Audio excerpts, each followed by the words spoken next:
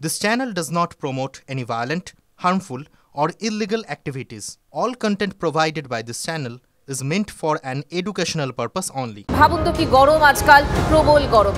বর্ষা এসেছে নামেই। গত এক মাস ধরে এই প্রাণান্তকর গরমটাই তো চলছে, আর এর মধ্যে বিদ্যুৎ বিভ্রাট যদি হয় আর কারেন্ট চেয়ে কি হলো, জুটল গুলি। পুলিশের গুলিতে জখম 2। এটা ঠিকই, দাবি দাওয়া নিয়ে অবরোধ বিক্ষোভ করছিলেন মানিকচকের এনায়েতপুরের বাসিন্দারা। কি এমন হলো যার জন্য পুলিশকে গুলি চালাতে হলো? আমরা জানতে পেরেছি আক্রান্ত হয় পুলিশও। মালদার পুলিশ সুপারের রিপোর্ট তলব নবান্নের। বিদ্যুৎ বিভ্রাট নিয়ে আন্দোলন অবরোধ। সেই অবরোধ তুলতে পুলিশের বিরুদ্ধে গুলি চালানোর অভিযোগ উঠল। গুলিবিদ্ধ হলেন 2 জন। রণক্ষেত্র মালদার মানিকচকের এনায়েতপুর। পুলিশকে তাড়া মারমুখী জনতার, ভাঙচুর গাড়ি। আমরা যাচ্ছিলাম, হ্যাঁ মারপিট ছিল, আর ওরা গুলি ফায়ারিং করে দিয়েছে। 3 জনকে মেজর ইনজুরি আছে, ওরে আমরা বাকি জেনে আছে, ওটা এক্সামিনেশন করে আমরা তো করে বলছি। বিদ্যুতের বিল বেড়েছে রাজ্য জুড়ে, তার মধ্যে তীব্র গরম, সঙ্গে টানা বিদ্যুৎ বিভ্রাট। এরই প্রতিবাদে গত কয়েকদিন ধরে মানিকচকের বিভিন্ন গ্রামে ক্ষোভ বিক্ষোভ ছড়িয়েছিল। বৃহস্পতিবার এনায়েতপুরে তা আরও তীব্র আকার নেয়। স্থানীয় বাসিন্দারা কয়েক ঘন্টা ধরে মালদা মানিকচক রাজ্য সড়কের এনায়েতপুর মোড় অবরোধ করেন। পুলিশ অবরোধ তুলতে গেলে বেঁধে যায় ধুমধুমার। প্রত্যক্ষদর্শীদের দাবি, আইন রক্ষকদের তাড়া করে মারমুখী জনতা। চলে ইট বৃষ্টি, ভাঙচুর হয় পুলিশের গাড়ি, আক্রান্ত হন পুলিশ অফিসার ও পুলিশ কর্মী। রাস্তাতেই অবরোধ ছিল এবং সেই অবরোধ তুলতে গিয়ে প্রথমে পুলিশ লাঠিচার্জ করে, তারপরে গুলি চালায়। কি অবস্থা আপনাদের 2 মাস ধরে? আমাদের 2 মাস থেকে লাইন কারেন্ট নেই, আর বাচ্চা কাচ্চা সব অসুস্থ হচ্ছে। এই কারেন্টের জন্য আমাদের অত্যাচার পুলিশ করেছে, কি গুলি ফায়ার করছে। প্রাথমিক ধাক্কা সামলে পুলিশের বিরাট বাহিনী পৌঁছয় এনায়েতপুরে। অভিযোগ, সেই সময় বিক্ষোভকারীদের হঠাতে পুলিশ গুলি চালায়। গ্রামবাসীদের দাবি, গুলি লাগে 2 জনের পায়, তারা মালদা মেডিকেল কলেজ হাসপাতালে ভর্তি। আমরা যাচ্ছিলাম, হ্যাঁ মারপিট ছিল, আর ওরা গুলি ফায়ারিং করে দিয়েছে। সিআরপিএফ বলে কি বলে আমি জানি না, ও তো ওরা বাড়ি থেকে ওরা চার্জ করছে ফাইটিংটা, গুলিটা। তো গুলি ফায়ারিং করেছে, আমি জানি না কি হয়ে আমাকে গুলি মারছে। 3 জনকে মেজর ইনজুরি আছে, ওরে আমরা বাকি জেনে আছে, ওটা এক্সামিনেশন করে আমরা তো করে বলছি। ইনজুরি আছে, আমি ওটাই বলছি, আমরা দেখে তারপরে। बुलेट इंजरी किसी पेशेंट से? अभी वही तो बोल रहे हैं कि वहाँ पे लेके गए हैं, अभी डॉक्टर्स को देखेंगे, फिर उसके बाद वेरीफाई करके then will give you the. কিন্তু কোন পরিস্থিতিতে গুলি চালাতে হলো পুলিশকে, তা কি এড়ানোর উপায় ছিল না? মালদার পুলিশ সুপারকে অবিলম্বে রিপোর্ট দেওয়ার নির্দেশ দিয়েছে নবান্ন। মালদা থেকে সুব্রতোষ ভট্টাচার্যের রিপোর্ট, TV9 বাংলা।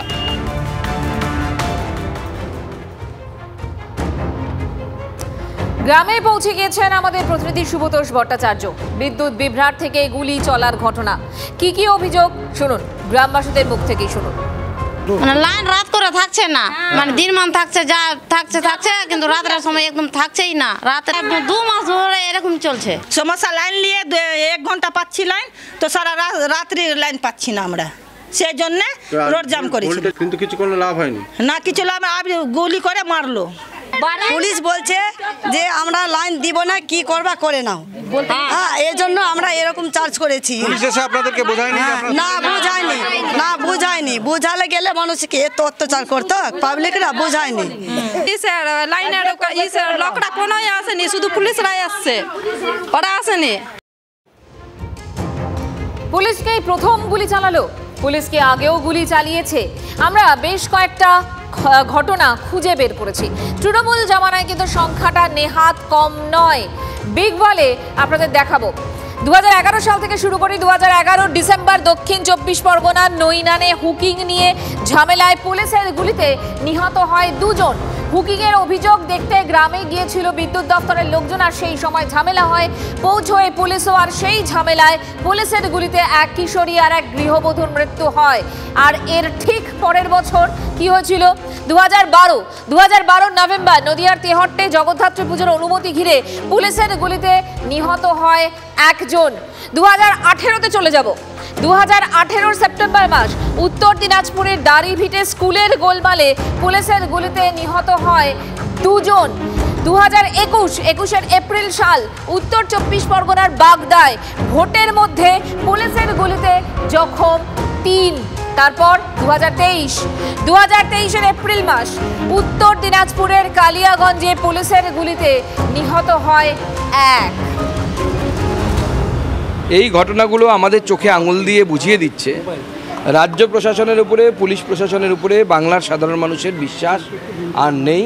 বিশ্বাস একদম তলানিতে, ভরসা একদম তলানিতে, এবং তার ফলে এই ধরনের ঘটনা ঘটছে। আর তার সাথে একে বিদ্যুতের মাসুল বেশি অন্যান্য রাজ্যের তুলনায়, তার উপরে বারংবার লোডশেডিং, লাইট না থাকা নিজের গ্রামীণ এলাকাগুলোতে মানুষকে অধৈর্য করে দিচ্ছে। এবং এইভাবে যে ট্রিগার হ্যাপি পুলিশ, যে পুলিশ শেখ শাহজাহান, সাদ্দাম এদেরকে দেখলে পরে লুটিয়ে পড়ে মাটিতে গড়াগড়ি খায় প্রভু চরণধুলি দাও বলে, সেই পুলিশ বন্দুকে হাত দিচ্ছে, তো ভাবা যায় না। এই অবস্থা যদি রাজ্যের হয়, রাজ্যের তো অরাজকতা চলছে, মৎস্যন্যায় চলছে।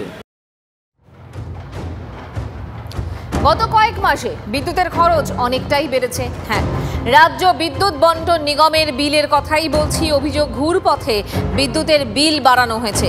বিল দিতে গিয়ে গ্রাহকরা কুল কিনারা পাচ্ছেন না, খরচ বাড়ছে, তাও পরিষেবা তিমিরে।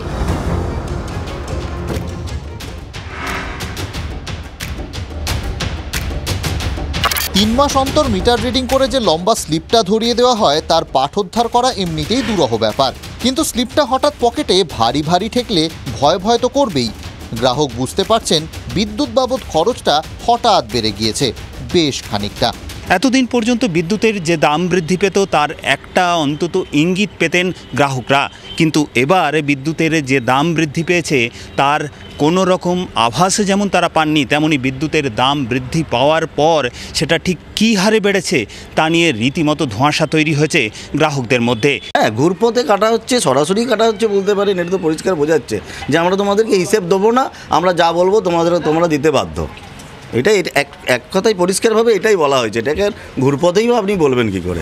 খরচ তো বেড়েছে, কিন্তু বাড়লো কোথায় সেটাই তো বোঝা যাচ্ছে না, কারণ বিল থেকে একটা হিসেব হঠাৎ উধাও হয়ে গিয়েছে। এই 5/2/2024 যে বিল তৈরি হয়েছে সেই বিলে দেখা যাচ্ছে যে এখানে এনার্জি চার্জেস যে 2493 টাকা 90 পয়সা রয়েছে, সেটাও আবার কিভাবে দিতে হচ্ছে গ্রাহকদের তার একটা ডিটেইল এখানে লেখা রয়েছে। অর্থাৎ ফার্স্ট 102 ইউনিটের জন্য 5 টাকা 4 পয়সা হারে বিদ্যুতের বিল দিতে হয়েছে, পরবর্তী 78 ইউনিটের জন্য 6 টাকা 33 পয়সা হারে, তারও পরবর্তী 120 ইউনিটের জন্য 7 টাকা 12 পয়সা হারে, এবং তারও পরবর্তী যে 84 ইউনিট রয়েছে সেটার বিদ্যুতের বিল দিতে হয়েছে 7 টাকা 52 পয়সা হারে। এই যে বিদ্যুতের এনার্জি চার্জেসের যে ডিটেলস, সেই ডিটেলসটাই হঠাৎ করে উধাও হয়ে গেছে পরবর্তী যে বিল 3 মাস পরে যে বিল জেনারেট হয়েছে সেই বিলের ক্ষেত্রে। এই জায়গায় কিন্তু একেবারে ফাঁক। এনার্জি কনজাম্পশনের হিসেবে যে ফাঁক, সেটাই কি আমাদের পকেটের সেই ফুটো যা দিয়ে আরও কিছুটা সঞ্চয় গলে গিয়ে সরকারের খাতায় জমা হচ্ছে? খরচ কোথায় বাড়লো সেটা পুরনো ও নতুন বিল খতিয়ে দেখলেই বোঝা যাবে। পুরনো মাসুলে প্রথম 72 ইউনিট 5 টাকা করে, পরবর্তী 56 ইউনিট 6 টাকা 24 পয়সা করে, পরবর্তী 85 ইউনিট 6 টাকা 89 পয়সা করে, অর্থাৎ এভাবে বাড়ে। নতুন মাসুলে প্রথম 30 ইউনিট 5 টাকা করে, পরবর্তী 22 ইউনিট 6 টাকা 24 পয়সা করে, তারপর 35 ইউনিট 6 টাকা 89 পয়সা করে। তার মানে আগে 72 ইউনিট পেরোনোর পর মাসুল বাড়ত, এখন 30 ইউনিট পেরোনোর পরই মাসুল বেড়ে যাচ্ছে। অর্থাৎ স্ল্যাবের হেরফের করে মাসুল বাড়িয়ে দেওয়া হয়েছে, কিন্তু জনতা নিরুপায়। বিদ্যুৎ তো রাখতেই হবে। এই তো হচ্ছে কি যে বাড়িতে অসুস্থ মা আছে, বা ধরুন এখন এই প্রচণ্ড গরম, জল নেই, সব কিছু বিদ্যুৎ ছাড়া তো মানুষ এখন বাঁচতে পারবে না। যাই করুক তাই করুক, একবেলা খেয়ে হলেও বিদ্যুৎ রাখতে হবে। সেই বাধ্যবাধকতাটা বুঝেই তো হচ্ছে কি যে মানুষের পকেট কাটাটা আরও সুবিধা হয়েছে। যদি মাসিক করতো বিলটা, তাহলে আমাদের দিতে হতো, অনেক সুবিধা হতো। আমাদের মতন নিম্ন মধ্যবিত্ত যারা, তাদের পক্ষে অনেক সুবিধা হতো। এইটা কি করছে, সেটা মাসিক তো নাই, 3 মাসের বিলটা একত্র জড়ো করে তারা দিচ্ছে, তাহলে একটা বড় অ্যামাউন্ট হচ্ছে। সে অ্যামাউন্টটা বুঝতে পারছি না কি, সে আগেরকার বিলে যেমন বোঝা থাকতো এত ইউনিট প্রতি এত। প্রশ্ন তুলছে বিদ্যুৎ গ্রাহকদের সংগঠন অ্যাবেকাও। এবছর গ্রামীণ ডোমেস্টিকে 300 ইউনিটের স্ল্যাবে 18 পয়সা পার ইউনিট দাম বাড়ানো হয়েছে। গ্রামীণ বিদ্যুৎ গ্রাহকদেরও দাম বেড়ে গেল, কমার্শিয়ালে 2 পয়সা করে পার ইউনিট। বাড়তি খরচ করেও কি নিরবিচ্ছিন্ন বিদ্যুৎ সংযোগ পাওয়া যায়? জেলায় জেলায় মাঝে মধ্যেই লোডশেডিংয়ের অভিযোগ যে। Bureau report, TV9 Bangla. বিদ্যুতের দাম বেড়েছে সিএসসি এলাকাতেও। সে কথা অবশ্য মুখ্যমন্ত্রী মমতা বন্দ্যোপাধ্যায় জানিয়েছিলেন, তারপরও মাসুল কমেনি। সোচ্চার বিজেপি। 22শে জুলাই কলকাতায় সিএসসি অফিসের বাইরে বড় সড় অভিযান। সিএসসি সুযোগে ওরা আবার দাম বাড়িয়ে দিয়েছে, ক পয়সা শুনলাম, আমি জানতাম না, আমাদের কাছে কোনো ইনফরমেশন নেই। পাওয়ার ডিপার্টমেন্টও আমি শুনেছি কোনো ইনফরমেশন নেই। অ্যাটলিস্ট একটু তো কথা বলে নেবে, এটুকু আমরা আশা করি, এটা প্রত্যাশা। সিইএসসি বিদ্যুতের দাম বাড়িয়েছে, বিরক্তি প্রকাশ করেছিলেন খোদ মুখ্যমন্ত্রী। নেহাতি কম নয়, 5.7% বিদ্যুতের বিল বাড়িয়েছে সিইএসসি। কেন বাড়লো দাম? একটা অজুহাতের কথা সিইএসসি বিলের পিছনের পৃষ্ঠায় লেখা থাকে, নিচের দিকে বলা হয় FPPAS, fuel and power purchase adjustment surcharge. অর্থাৎ বিদ্যুৎ তৈরির জ্বালানি যেমন কয়লার দাম বাড়লে বাড়ানো হয়, অথবা গ্রিড থেকে সরাসরি বিদ্যুৎ কেনার খরচ বাড়লে FPPAS বাড়ানো হয়। শুধু কি তাই, বিদ্যুৎ খরচের তুলনায় অতিরিক্ত বিলের বোঝাও চাপছে।